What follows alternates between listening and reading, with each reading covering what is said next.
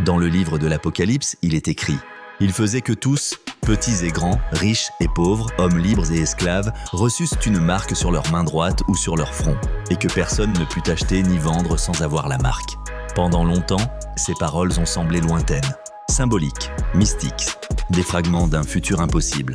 Mais aujourd'hui, elles résonnent autrement. Elles sonnent comme un écho lointain de ce qui arrive.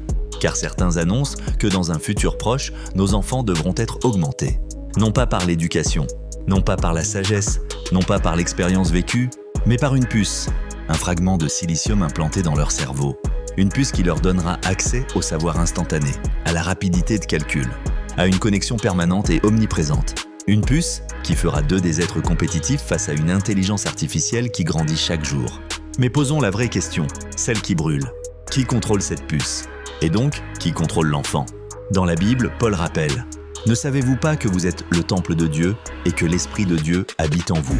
Le corps est un sanctuaire, un espace sacré.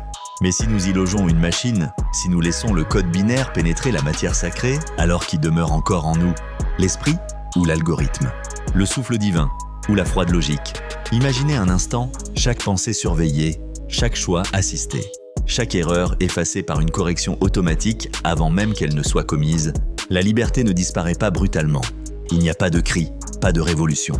Elle se dissout, elle s'efface lentement, comme une encre pâle sur un vieux parchemin, jusqu'à ce qu'on ne sache plus ce que signifie penser par soi-même. Et pourtant, dans les Écritures, il est aussi dit « Car je ne fais pas le bien que je veux, et je fais le mal que je ne veux pas. » Voilà ce qu'est l'homme, un mélange de lumière et d'ombre, un être imparfait, fragile, plein de contradictions. Cette vulnérabilité est notre essence.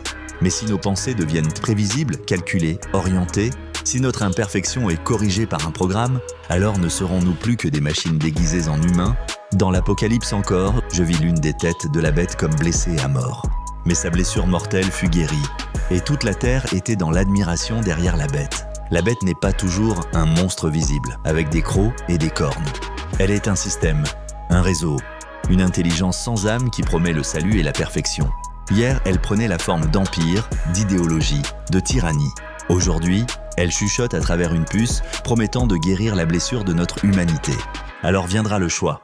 Non pas un choix politique, non pas un choix économique, mais un choix spirituel absolu.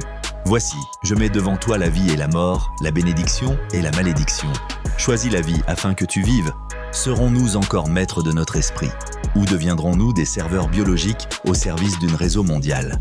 Des terminaux de données au lieu d'âmes libres?